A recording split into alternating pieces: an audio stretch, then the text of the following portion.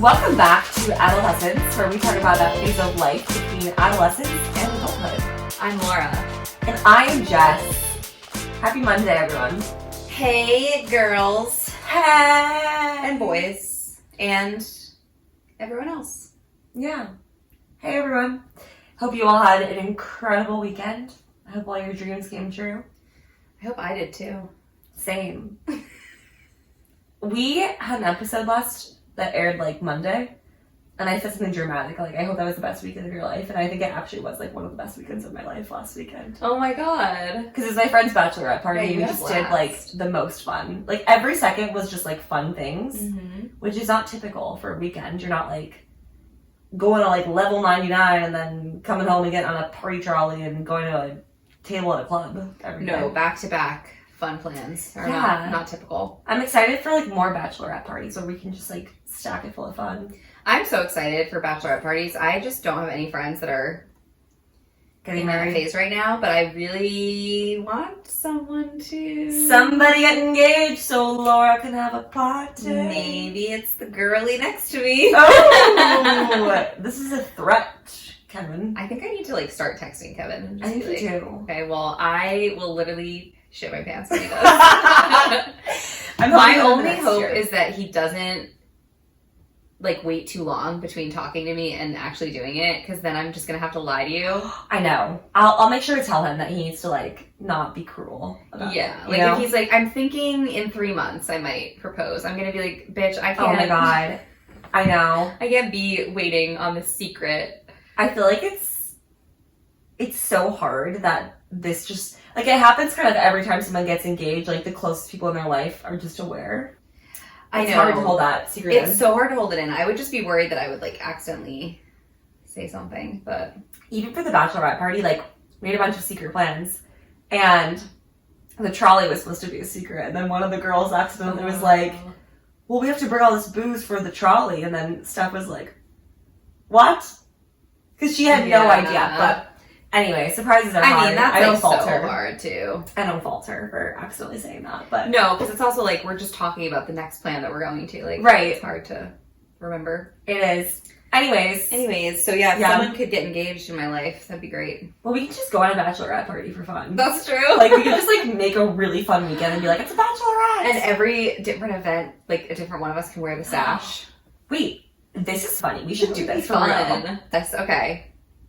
I love this. For you. Okay, we're gonna have a fake bachelorette party. That would be so fun. That would be so fun because I feel you do justify all the expenses during a bachelorette weekend. You're we'll just pay to have the most fun ever. Yeah. But we don't have to wait for someone to get married to do that. Something's cooking. Yeah. We have some flames in the fire. Yes. Cool. So while you're at it, make sure that you give us a rating and a review on Apple Podcasts. And make sure that you subscribe to us wherever you get your podcasts. Yes, and follow us on TikTok and YouTube. We are posting all of our episodes on YouTube, so you can go watch them there if you want to watch us instead of listen to us. Yeah. All right, should we dive right in? Let's do it. So today we're talking about the competing priorities in your 20s of balancing ambition for things that you want in your life and wanting a good life for yourself while also enjoying your life and actually being happy for the things that you have right now. This is honestly so hard to do. Yeah. I feel I'm always feeling I'm sacrificing one. If I'm going through a phase of life right now where I'm having a little too much fun, where I'm just traveling a lot, going out with friends a lot, I feel guilty that I'm not being more ambitious. But then when I go through phases where I'm grinding at work and grinding on my side hustle, which is this, then I feel guilty that I'm not having more fun. Yeah. You can never win. It's what's the point? I feel when I'm going through those ambitious phases, there's always you kind of ride a high for a while and you're oh my god, I'm so proud of myself. I'm really head to the grindstone. I kind of went through that, I think, in February into early March, where I was publishing 2 posts a week for Adult Essence, and I was just working a lot, way more than I usually do. And I was just loving that. I was yes, this is great. But then you reach a point where you're just kind of plateau and you're all right, but what's all this for? Yeah. The reason I'm doing all of this is so that I can have a good life, but it's also hard because you're I'm in my 20s and this is when my body's in the best condition to be like doing fun things and like I have all my Destroying friends alcohol. around. Yeah. It's the best time of your life to be Best pumping time of your your body full of alcohol. And also like just, I think about this a lot. We're not always going to be in the situation that we're in right now with all the friends that we have around. So true. Like pretty soon, I think, because we're both 27, there's going to come a point where people start moving away and start having babies and it's just not as easy to gather anymore. And this is the time where we're hanging out with friends. So I think sometimes I'm like, I want to be taking advantage of that. Yeah. And to add more complication to this, I also feel the flip side where I'm like, I need to be ambitious now because once I start a family and having kids, I won't have time to be ambitious. Yeah. So it's like literally a constant, what's that called? A constant struggle, constant battle. Yeah. Like, I feel like both of those things are so true at the same time. Mm-hmm. So it's like important to find a way to balance it all because doing only one and only the other never ends up well. Like, I know people who go all in on ambition, but then I'm like, your life looks so like lackluster. Like when you celebrate those big wins, you have no one to celebrate with because you haven't prioritized any of your friendships. But by the flip side, we've all seen a couple fuck ups or two where they're just only having fun and their life isn't really going anywhere. And I think that there's some people that it seems like they do it both so effortlessly.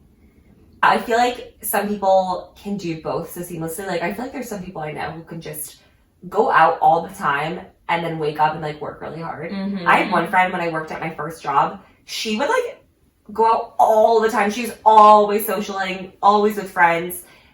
And she'd be, like, throwing up hungover in the morning, but then she would still get to work at, like, 7 and be, like, grinding at her desk all day. And I'm like, how are you both of these things so much? Like, I feel like I need to have, like, sedentary time in between those two things. Yeah. I also think, though, that there are definitely misconceptions about people. I think it's easy to look at people and think that they have it all figured out. I feel like you make comments to me a lot, and some of my other friends, a lot of people seem to think that I'm like, I have it all figured out. Yeah. And it's funny to me, though, because every time someone says something like that to me, I'm like, you really overestimate, like, my level of balance. But, like, I do feel like you fit in so much, which is why I think we're all so enamored by it, because you're doing, like, your MBA, you have your full-time job, you have your side hustle, you have adolescence, you still go to Orange Theory. You're like, I just don't know how physically that, like, all fits into a week. So that's why I feel like you've got the balance down pat. Yeah, no, I get why people think it, but I think that, like, in the moment when I feel very panicked about things and I'm, like, stressed a lot, I'm just like, yeah, I don't have this figured out. And no one ever will. And, like, something always has to give, I feel like, unfortunately. But, yeah, I feel like I think a lot of, like, our friends are probably both of these things. I think we both have a lot of friends who are, like, ambitious and have a lot of fun. Mm-hmm. So there is a way to do it, but I feel like it can't be always at the same time. Yeah. Like, we said this before, balance isn't necessarily, like, every day having a perfect split of fun and working hard. It's, like, some weeks you're going to just have to, like, put your head to the grindstone, as you said. Is that a nose to the grindstone? I actually don't know what that is. What's a grindstone? I don't know. I'm thinking of a tombstone. Is it even a grindstone or is it like a grundstone?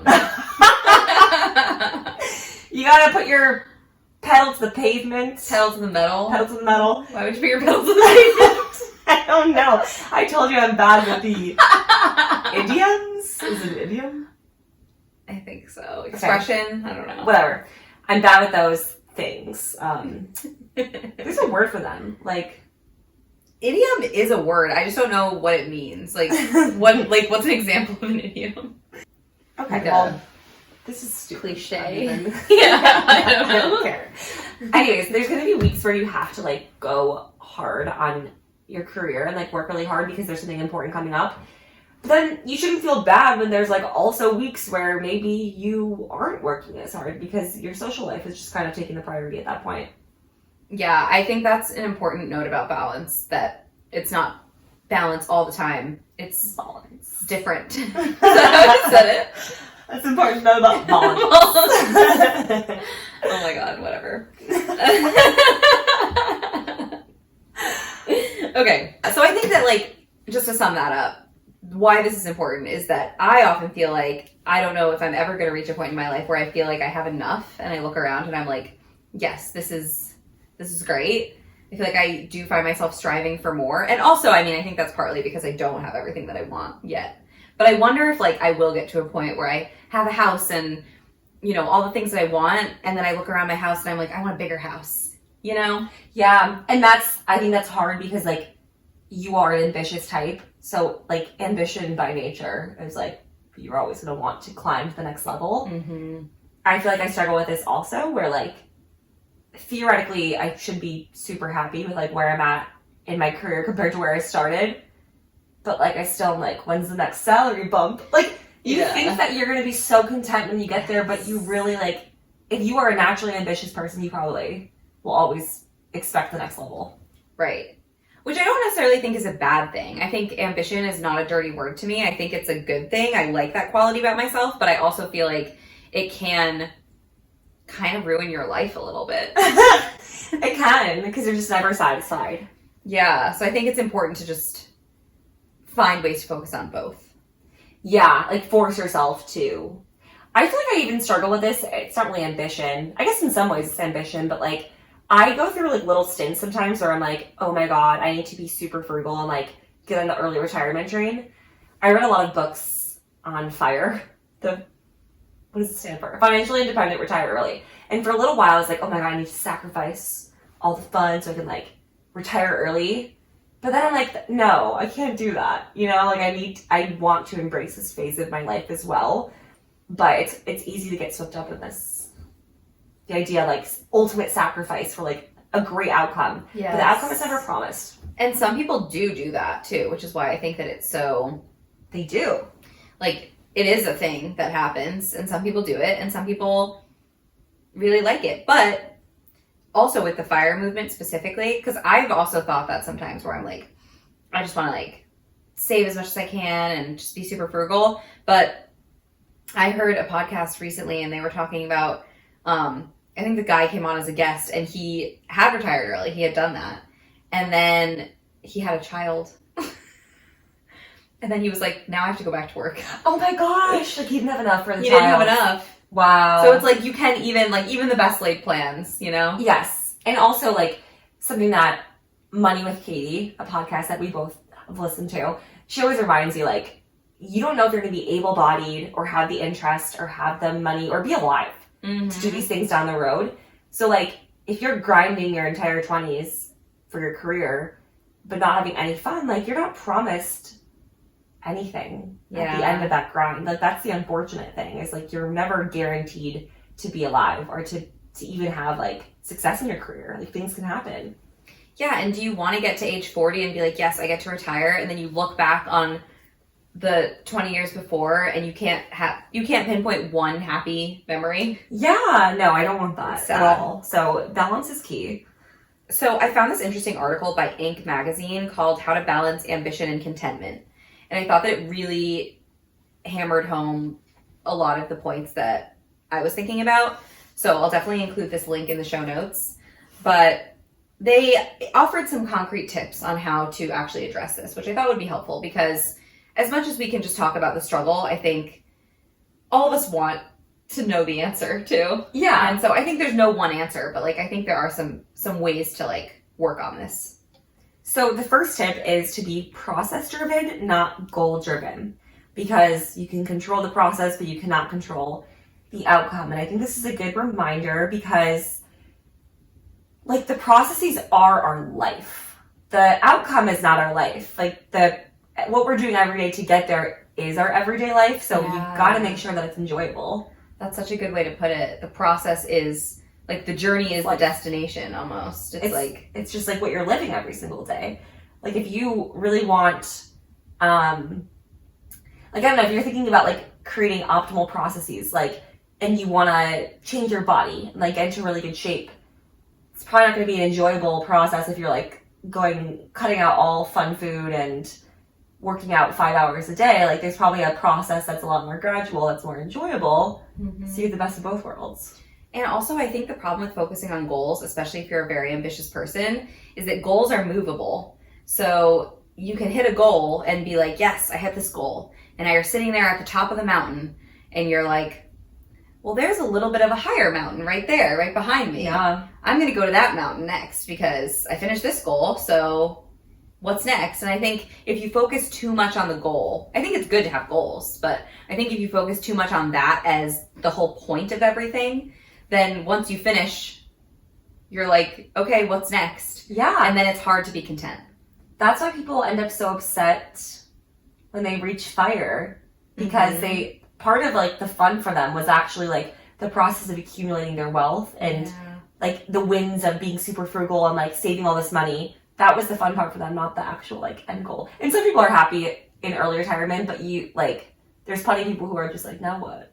I feel like that's a common thing that I hear a lot, even not just with FIRE, but with retirement in general. I feel like a lot of people expect that retirement is this like rainbow at the end of the road, and that once they're in retirement, everything's going to come together. They're going to be so happy. And a lot of people don't actually really enjoy retirement, probably because during their life, they haven't cultivated other hobbies or things that they like doing. Yeah. And they've just been so focused on retiring that they get to retirement and they're like, what do I do with my time? Yes. You know what I think this is? Like, at least for me, I feel like I cannot really savor and enjoy experiences unless I kind of have the opposite experience. Like, for me to really enjoy a slow weekend, I need to have had, like, busy days leading up to it. Yeah. If I have a really slow work week and then I have a slow weekend, I don't feel, like, super happy about it. But if I have, like, a busy-ass week, I'm like, wow, I can really savor this moment and enjoy the relaxation. Mm-hmm. And I feel like in retirement, you're just kind of relaxing all the time. Yeah. So it's hard to, like, really appreciate it when you're not faced with the duality of... Which is why I think that if you cultivate hobbies and interests and have all these things that you like in your life while you're young, then when you get to retirement, you're like, oh my God, this is amazing. I get to spend all day reading.